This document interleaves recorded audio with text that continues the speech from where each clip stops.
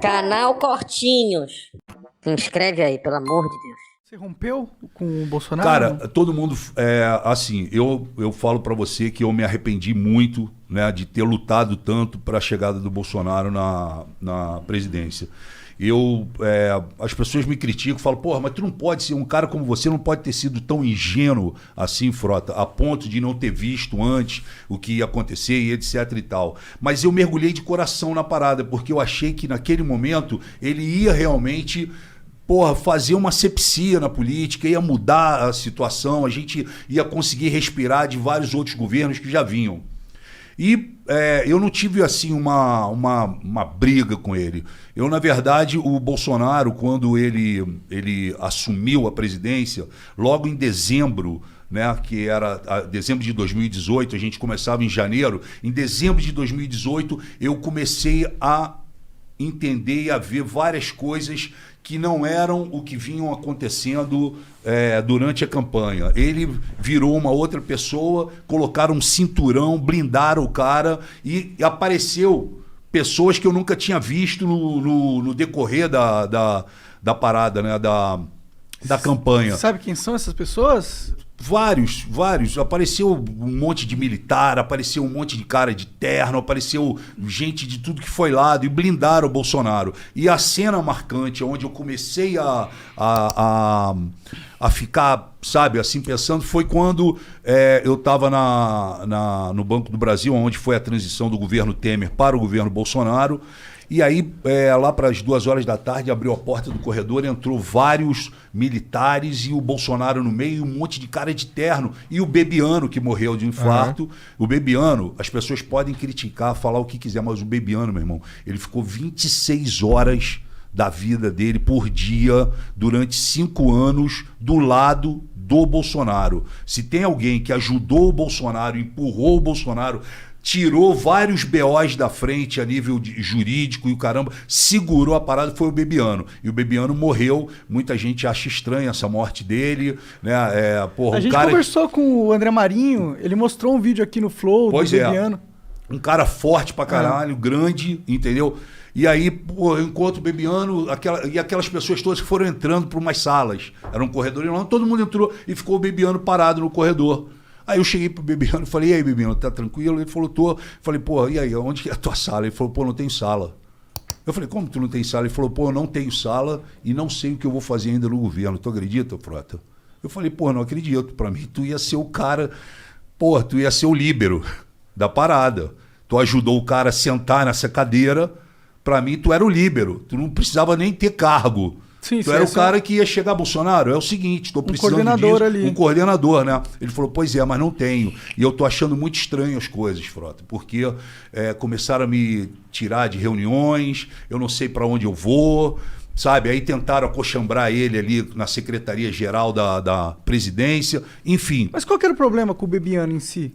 Eu não sei qual foi o problema com o Entendi. Bebiano. Só o que eu senti foi o seguinte, irmão. Se você corre junto uma temporada e você ganha, porra, você tem que comemorar junto. Com você certeza. não pode largar um cara como o Bebiano sem sala. Isso para mim foi muito marcante. E acendeu uma luz. E fora outras coisas que eu vim vendo. Mas aí quando chegou em janeiro, o Bolsonaro me chama e fala assim, ô Frota, o Temer, através do Onyx Lorenzoni, pediu a cota dele no nosso governo, que é justamente um ministério, uma secretaria. Como o Bolsonaro se vinga da classe artística por causa daquele hashtag ele não, que a Daniela Mercury foi uma das que comandou aquilo, e vários outros artistas, e os artistas foram contra a eleição dele, o Bolsonaro se vinga da classe cultural. Então o que ele fez?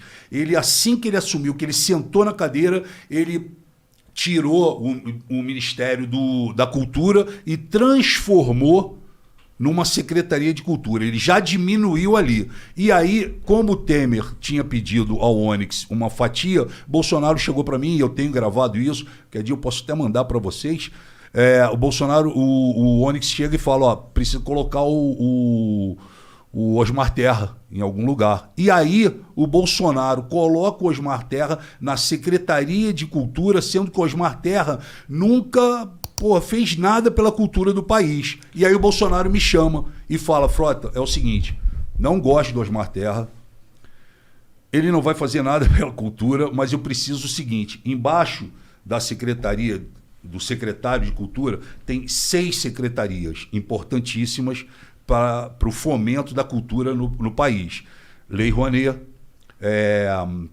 direitos autorais, praças públicas, monumentos e etc., diversidade, audiovisual e não me lembro agora qual que é a outra. São 6. Então o Bolsonaro chegou para mim e falou, pô, Frota, vê se você pode ajudar o Osmar Terra e monta para mim esse cinturão embaixo dele. Então eu fui para campo, eu conheço muita... Antes de continuar, só que eu tenho uma dúvida nessa sua história. Por que o Temer poderia pegar uma parte dele? Porque isso é um jogo político, né? MDB é um jogo político. É o Temer pegando a cota do MDB. Do MDB. Entendi. É isso. Entendi. Se eu não expliquei... É que eu não entendo muito. Os partidos, quando fecham, vamos eleger o Monark. Vamos eleger o Monark? Então tá, Monark, a hora que você sentar, nós vamos te colocar lá. Mas a hora que você sentar lá é o seguinte, nós queremos essa secretaria aqui. Entendi. Tá fechado?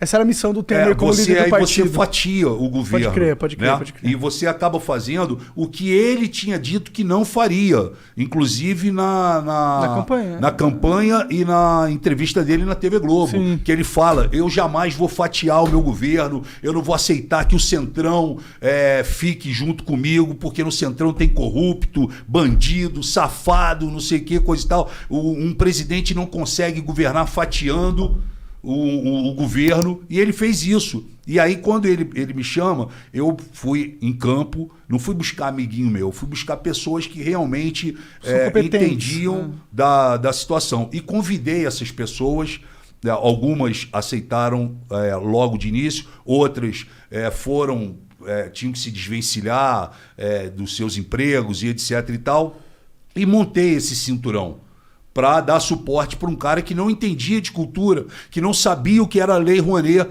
e que deu uma declaração quando foi convidado como secretário que de cultura ele só entendia tocar berimbau. Aí, eu montei para ele e já era no final do ano, o Osmar Terra, a família dele, mora no Canadá. Então ele falou, olha, Frota, eu tô indo pro Canadá, a gente resolve depois. Eu falei, não, vamos fazer o seguinte, teu avião vai fazer uma escala em São Paulo, você vai ficar lá umas 3 horas, eu vou levar todo mundo para um restaurante no aeroporto e vou te apresentar os seus possíveis secretários e etc e tal. E como você não entende, você pode estar certo que eu estou colocando aqui pessoas que realmente são do meio, sabem, tratam bem de cada tema. Tranquilo. E aí ele foi no avião dele, enfim, eu montei toda a situação lá no restaurante, no aeroporto, enfim, e apresentei todo mundo para ele. Falei, esse aqui, essa aqui, esse. Apresentei o secretariado dele. Isso já acendeu uma luz no governo, que os caras começaram a falar assim, o Frota tá se apossando da cultura, o Frota tá querendo o ministério para ele. Não era, o presidente me pediu. Aí eu apresentei para ele, ele foi embora. E, saiu todo mundo, Frota, beleza, tô feliz, obrigado pela oportunidade, vamos lutar. E o caramba, tô pedindo demissão da Fox para assumir aqui a parada. O cara, com 10 anos de empresa, tô saindo fora, mas meu irmão, pode vir, vai dar tudo certo. E, ele viajou, o Osmar Terra. E o Osmar Terra viajou, passou o ano novo, essa coisa. Quando ele volta, ele se encontra com o Onyx Lorenzoni, os dois são do Rio Grande do Sul. Ele se encontra com o Onyx Lorenzoni e, sem falar comigo, sem pelo menos me informar, resolvem mudar o cinturão. Porque eles já vinham com a cabeça deles de, não, vamos acochambrar aqui a nossa galera. Nada do Frota, nada, sabe? E começaram a fazer esse jogo. E montaram isso, tiraram das 6 secretarias, brother, eles tiraram 5. Eu fiquei só. Aliás, eles tiraram 4, ficaram 2. A de audiovisual e a de direitos autorais, o Maurício Braga. Eu falei, cara, isso não tá certo. As pessoas saíram dos seus empregos. Pô, o cara tava ninguém chegando em Brasília já, pô, tô procurando flat aqui pra morar. Porra, mas ninguém ainda me ligou pra fazer crachá, ninguém me ligou. Não, vai ligar, calma. E aí, de repente, eu vejo no jornal, fui informado pelos jornais, que, porra, tava montada uma outra pá, vamos chamar assim. Aí eu fiquei puto com isso, obviamente, fui direto no Bolsonaro pra falar com ele. Aí, quando eu cheguei no Bolsonaro, o Bolsonaro virou pra mim e simplesmente falou, ó,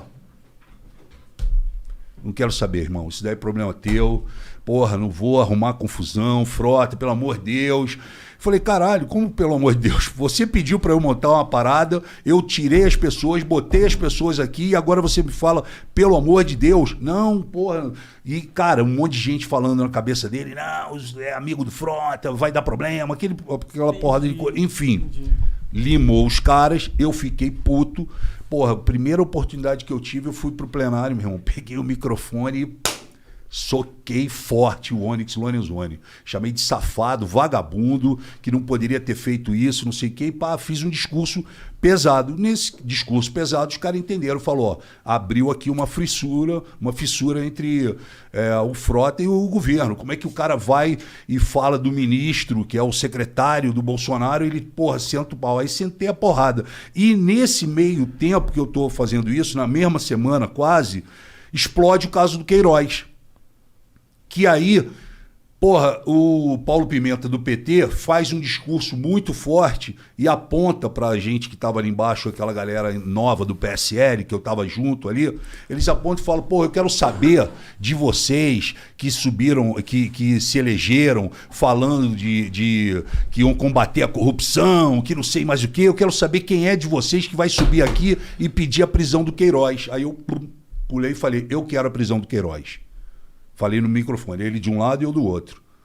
Eu quero a prisão do Queiroz. Quero saber se você quer que o Lula continue preso. Porque eu quero a prisão do Queiroz. Porra, aí, meu irmão, o telefone tocou, Bolsonaro, você tá maluco? Você quer fuder meu filho? E porra, como é que tu pede a prisão do Queiroz, caralho? Não sei mais o que, pagando pra mim, em geral. E passou uns 15 minutos, veio o Flávio Bolsonaro. Flávio Bolsonaro chegou no plenário e falou assim pra mim, porra, papai tá puto contigo, Frota. Como é que tu fala isso, porra? Pede a prisão do quê? Porra, cala tua boca, cara. Porra, tu não precisa fazer isso, caralho. Pá, pá, pá, pá. No dia seguinte tinha um café da manhã. Eu fui no café da manhã, o Bolsonaro deu de cara comigo, chegou pra mim. Pô, aí tem até na internet, porque tinha uma pessoa gravando, a gente não sabia.